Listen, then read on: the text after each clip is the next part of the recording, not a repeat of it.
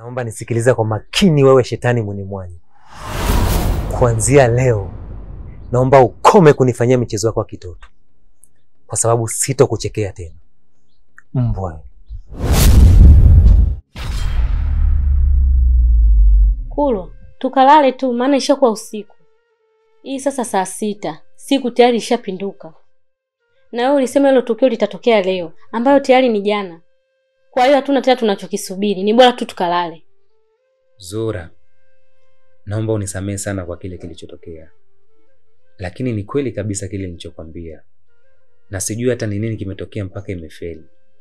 Ila naomba uniamini. Na ninakuahidi nitakudhihirishia ukweli. Utanithibitishia ukweli? Ukweli gani tena? Wakati tayari nishahakikisha kuwa wewe ni muongo. Tena ni mgombanisha ambaye ufai hata kusikilizwa. Yaani unakaa unatunga maneno ya uongo ili wachafue tu wenzio. Alafu unapata faida gani sasa Kulwa? Au ndio roho mbaya tu? Watu wakigombana, wakichukiana, ndio furaha yako hiyo? Yaani wewe hauna tofauti na mchawi Kulwa.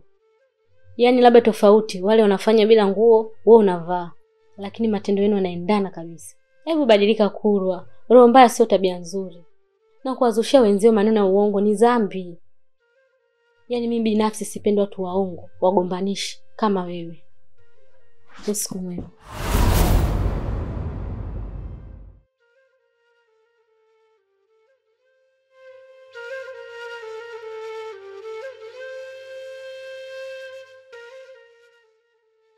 Uliniambia kuwa nikifanya ile meditation nitaweza kuona matukio yanayotokea mbele. Na kweli nilifanya na nikaona. Lakini sasa mbona lile tukio niloliona lijatokea? Kwa sababu haukuangalia mpaka mwisho. Sikuangalia mpaka mwisho? Kivipi? Lile tukio uliloliona lilikuwa halijaishia pale. Lilikuwa bado linaendelea. Lakini wewe ulifungua macho likiwa bado halijaisha. Sasa kwa nini hukuniambia? Nilikwambia. Unaweza kuliona tukio la mbele ambalo bado hata halijatokea. Kwa hiyo una nafasi nzuri sana ya kulizuia lisitokee. Japokuwa umewahi kufungua macho, ungesubiri ulione mpaka mwisho. Sasa. Kwa hiyo ni tukio gani ile ambalo lilikuwa latokea mbele ambalo sikufanikiwa kuliona? Leta mkono.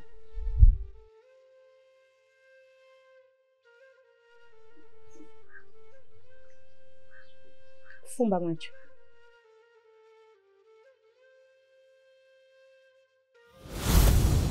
Unakumbuka nilikwambia kuwa Lizi ndo anaandaa mipango yote ili mimi na wewe tugombane? Sasa kuna mpango mwingine ameandaa ili azidi kunichafua mimi kwako. Ni mpango gani huo? Lizi amepanga kuingia chumbani kwako na kuiba pochi ambalo huwa unaikaga hela. Kisha atakuja kulificha chumbani kwangu. Na baada hapo wewe ukianza kutafuta pochi, atakwambia aliniona nalo mimi. Kisha mtakuja chumbani kwangu na kuanza kupekua. Na kwa kuwa tayari atakuwa ameshaliweka ile pochi chumbani kwangu, mtalikuta. Na baada wewe kuliona ile pochi, utakasirika sana. Na mwisho wa siku utaamua kunifukuza. Hiyo ndio sababu iliyofanya lile tukio halijatokea. Sasa kwa nini hukuniambia mapema? Hakukuwa na haja. Kwa sababu lengo letu ni kulizuia lile tukio lisitokee.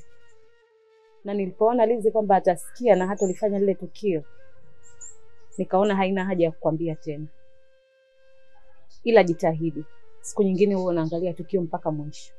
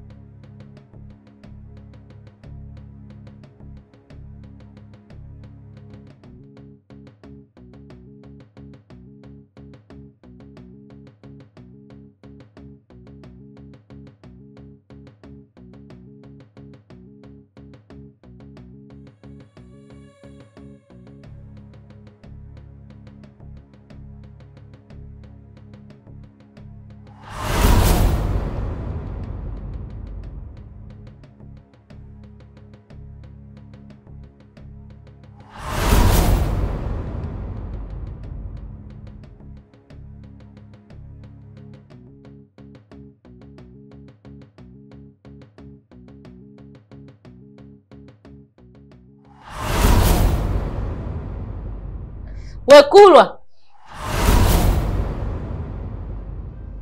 Hivi kwa nini wewe unapenda sana kunichokonoa? Tena kipindi hichi ambacho hatuna hata mahusiano mazuri. Baada ya kufanya vitu kwa kunifurahisha ndo kwanza unaanza kunikela. Kwani mimi nimefanya nini tena? Unajua ulichokifanya. Wewe alokupa ruksa kunywa juisi na mkate. Zura. Mimi vitu nimekula saa ngapi jamani, nilikuwa nimelala. Kwa hiyo vimekuja hapa venyewe. Na hizi juisi na mkate vimekulana venyewe kwa wenyewe. Bila shaka wewe atakuwa ni Lizi. Lizi tena. Yaani kila kitu unachokifanya lazima umsingizie Lizi tu. Hivi mtoto watu kwa kukosea nini wewe? Maana laiti hata angekuwepo ungekuwa tayari ushamsingizia. Hivi kwa nini wewe kaka unalombaya jamani? Mwanaume unawezaje kuwa mnafiki kwanza? Akia Mungu nilikuwa nimezani nimeona kila kitu kumbe bado. Sikuwahi kujua kama kuna wanaume wagombanishi kiasi hiko. Vipi majirani? Mbona kumeanza kuchangamka? Yaani kwenda sokoni tu kidogo tayari huku nyuma kimewaka?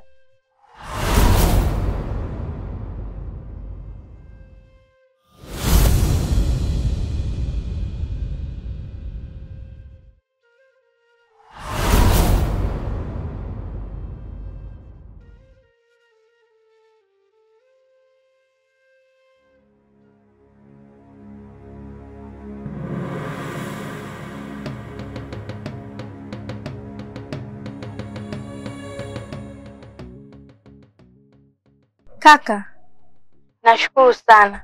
Maana huku mambo yanaenda kama tulivyopanga. Yaani sasa hivi kule na Zuu ni kama paka na panya. Kila muda kinawaka tu. Na kuna mpango mwingine nimetengeneza. Zuu kanasa mzima. Ni mpango gani huo? Zuu leo alinunua mkate na juisi. Akawa ametoka kwenda kuchukua glasi. Basi mimi nikachukua ile juisi na nikanywa. Alafu chupa na mkate nikaenda kuweka sebuleni alipolala Kulwa. Basi Zula alichukia. Na ameongea maneno ambayo sijawahi kumsikia Zula akiongea. Na hapa tunavyoongea naziona kabisa dalili za Kulwa kufukuzwa. Yaani amaliza hata wiki. Maana Zula shamchoka kabisa. Vizuri sana mdogo wangu. Sasa naomba uendelee hivyo. Tena hili swala kwa sasa hivi naliacha mkononi mwako. Maana naona unalimudu kabisa mdogo wangu. Kwa hiyo hakikisha huyo mtu anatoka huko ndani. Na kingine jaribu kuwa karibu na Zuhura. Yaani jifanye unampenda ili aendelee kukuamini wewe na kumchukia Kulwa. Sawa kaka. Nashukuru sana na nakuahidi sitokuangusha. Usijali, nakuamini sana mdogo wangu. Haya kaka, baadaye.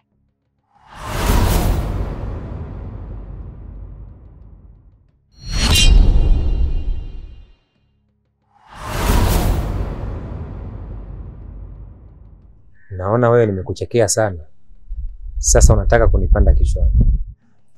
Ila kwa bahati mbaya bicho langu linateleza. Kwa hiyo ukijaribu kunipanda kichwani, ni lazima uanguke. Na nadhani ule muda wewe kuvuna ulichokipanda umefika. Sasa ngoja nikuonyeshe.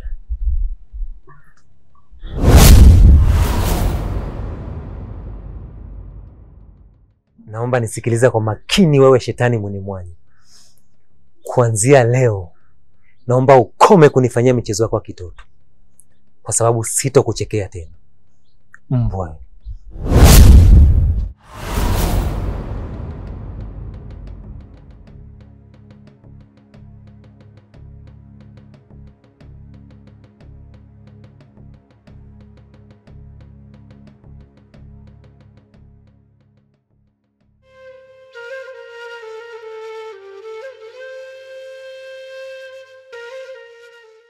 Doto, hivi wewe una akili kweli wewe?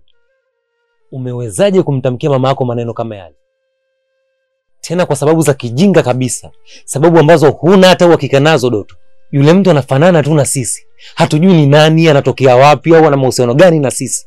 Lakini wewe kisa amekusaidia tu 30,000 kimesha kuchanganya. Unaanza kuwaza eti mara baba yetu sijui ni tajiri, mara mama atumezesha chuki kuhusu baba yetu. Yaani kwa 30,000 ndio imetosha kukuchanganya Doto. 30,000 ndio imetosha kununua utu wako Doto. 30,000 ndio imetosha kununua thamani ya mama yako. Na umesahau kila alichokifanya mama kwenye maisha yetu kwa sababu ya 30,000 Doto. 30,000, 10,000, 3. Unajua wewe Kurwa nahisi mama amekuloga.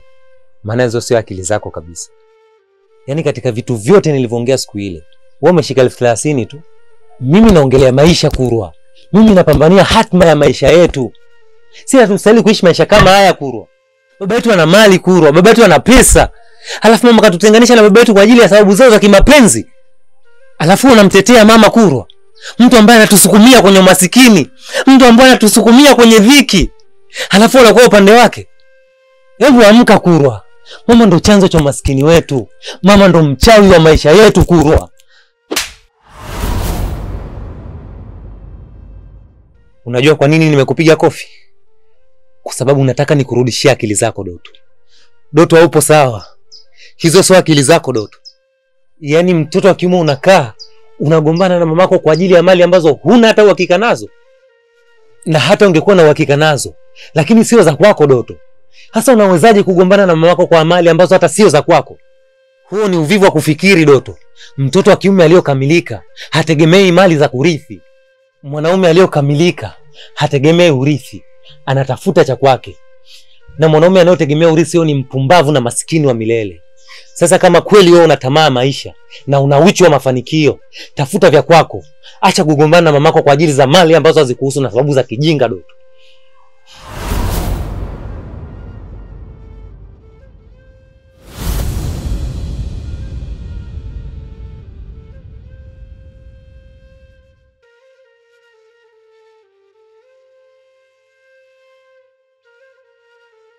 Umeona balaa ulolisababisha kwenye familia ya watu? Walikuwa wanaishi vizuri tu kabla ya wewe kuja. Lakini baada ya wewe kuja kwenye maisha yao, kila kitu kimebadilika. Na ndio maana nilikuwa nakukataza usijionyeshe kwao. Lakini wewe hutaka hata kunisikia. Haya, umefurahi sasa eh? Ndio ulichokuwa unakitaka hiki.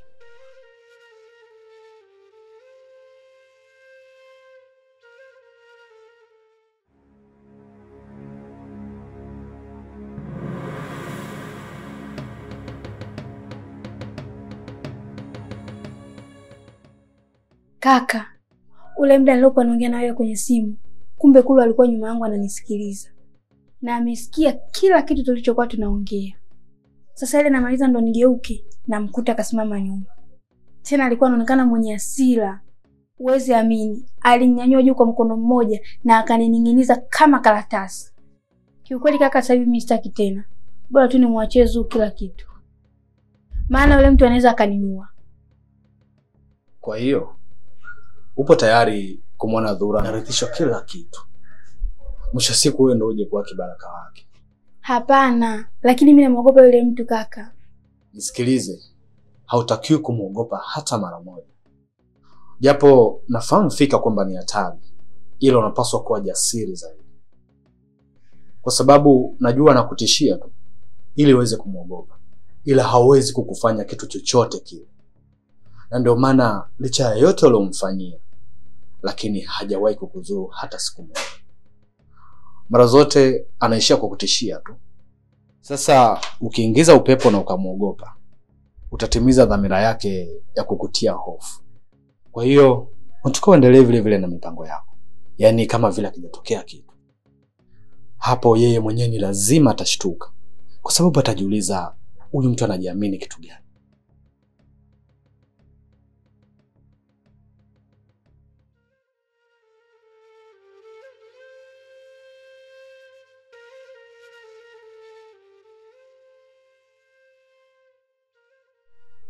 Zuga, mwacha nikusaidie. Hamna, acha tu nimemwaga maji tu kidogo nitayafuta. Sawa, lakini nataka nikusaidie. Umenisaidia kupika, hata usafi mwandani umefanya wewe. Hata kufuta maji pia unisaidie. Acha tu nitafuta. Usijali Zuhura, wewe kuwa na amani. Mimi nafanya hivi kwa sababu nimeamua kubadilika. Kwa hiyo hii ni kama kukuomba msamaha kwa yale yote ambayo nimekufanyia. Hivyo mambo ni kitu nifanye. Aya, sawa.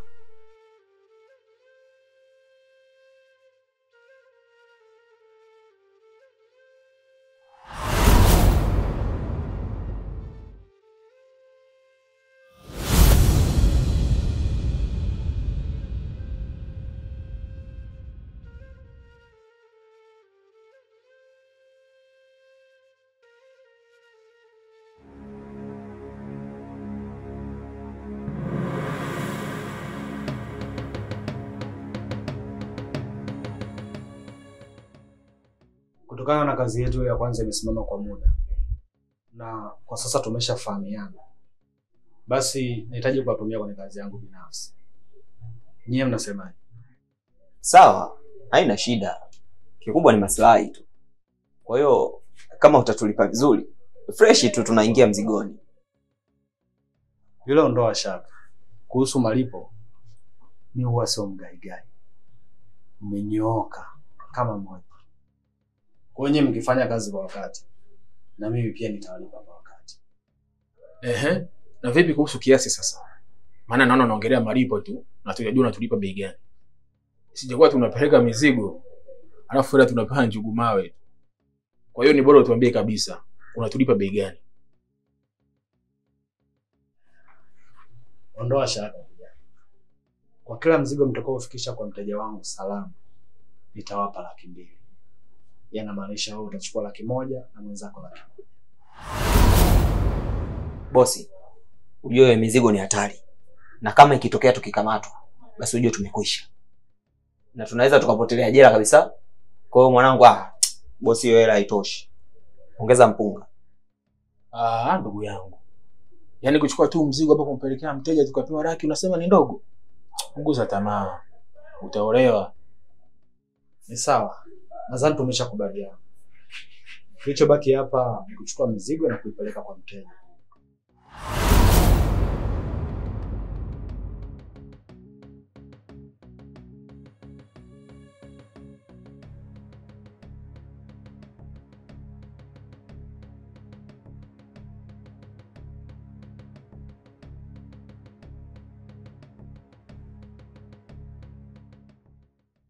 Nitatumia namba zao pamoja na location.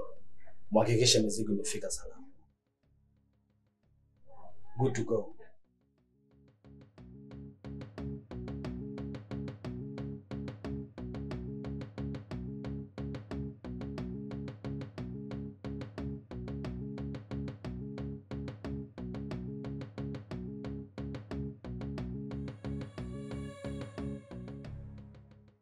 Sami, nataka unitafutie binti mmoja mjanja.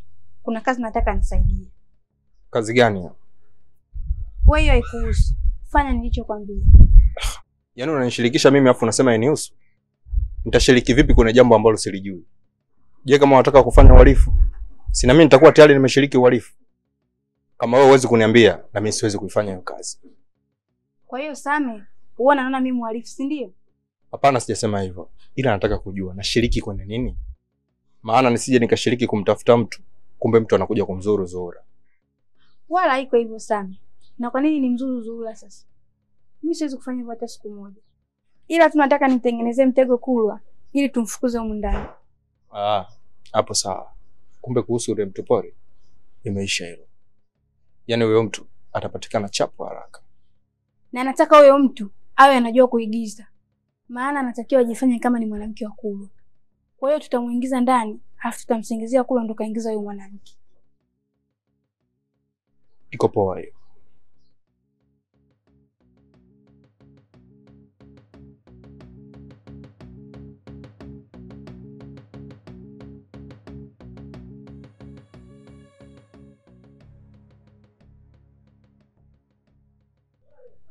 Mmefanya kazi yenu vizuri sana. Na kama nilivyowaahidi, mimi huwa sina longolongo.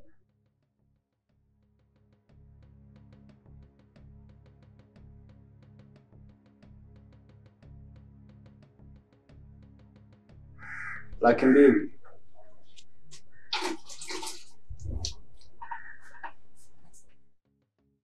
Kama tulivyoahidiana, laki zenu.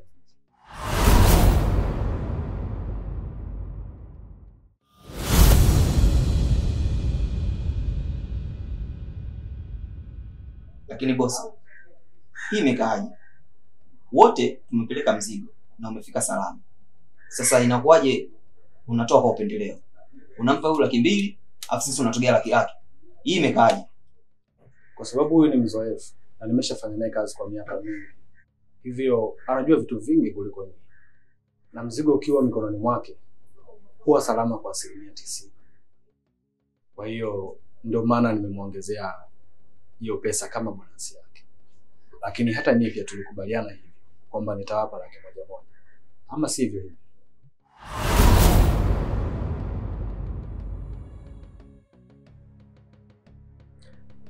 Mnaweza mkaenda.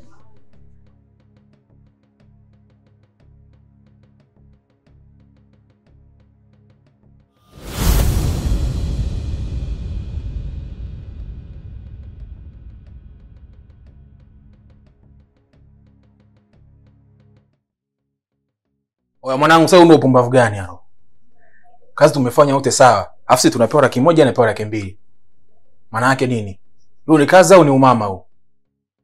Mimi siwezi kukubali upumbavu kama huu mwanangu. Toka magetoni ndio rogo hapo. Nimetoka Mwanza nimeagwa mpaka na Sato nimekuja da kutafuta. Napewa shilingi 100,000 mimi nisaidie nini? Kangamoko nyewe nakwambia laki si pesa. Haya mimi laki nafanyaje? Hivi mwanangu wewe unawashwa au mwili unakutekenya unataka kupigwa? Wewe si ndio ulioshobokea 100,000 hii? Tena mimi nilikuwa naikataa. Ila wewe ukasema baridi tuichukue.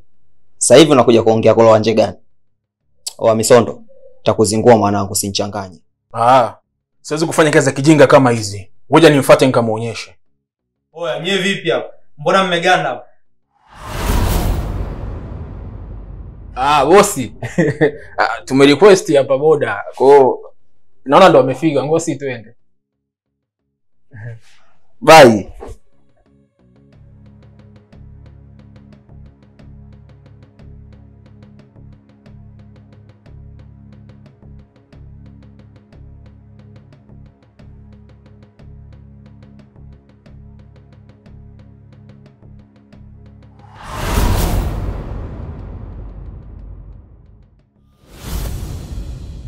Samani wifi. Eti bafuni ni wapi? Wifi? Wifi kanani? Wifi yako kwa Kulwa. Kulwa? Kulwa! Kulwa! Kulwa! Naam. Njoo.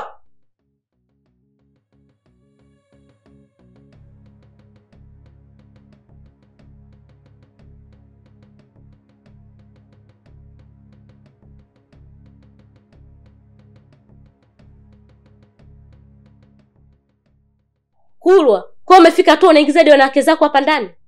Naam. Katika siku ulioniuzi, basi ni leo. Hivi umepata hapo ujasiri kumtoa mwanamke uko nje na kumleta ndani? Kwa ushafanya sasa nyumba yetu ni dangulo. Hivi Kulwa, kwa nini una mambo ya ajabu ambayo sijaenda kuyafikiria? Yaani kila siku unanionyesha ushenzi mpya. Kwa hiyo umeshindwa kwenda kufanya hata kwenye majumba kwa mama bora ujifanyie ndani kwetu ushenzi wako.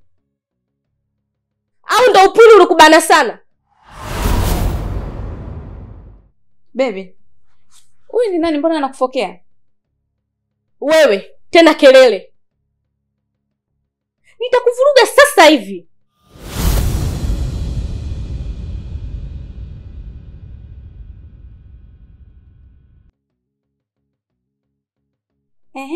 Naona tuna mgeni leo. Ni nani huyu? Mimi ni wifi yenu kwa Kulwa.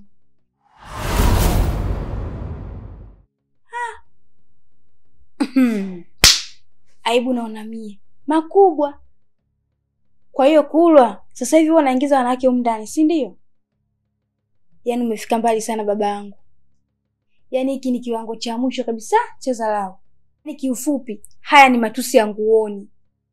Yaani hapo sio kama umetutukana sisi tu, umemtukana mama pamoja na baba. Maana sisi unavyotuona hatujawahi kuvaa kanga tukakaa hapa kama hivi. Na wala hatujawahi kuleta mwanaume humu ndani. Ila wewe Kulwa umeweza. Wewe Kulwa kweli kiboko. Yaani ukisikia mamba na kiboko, nani kiboko? Wewe Kulwa kiboko. Zura, yaani katika siku ambazo umewahi kunivunjia heshima, basi ni leo. Na sikuwahi kutegemea kama unaweza ukaamini kitu cha kipumbavu namna hii. Ila hata hivyo sio mbaya. Kwa sababu kila jambo huwa lina sababu zake. Na huenda unafanya yote haya kwa sababu umeshanichoka. Na umeshasahau kile ambacho kimenileta kwenye maisha yako. Na huenda upo salama sasa. Acha niende, nikuache na maisha yako.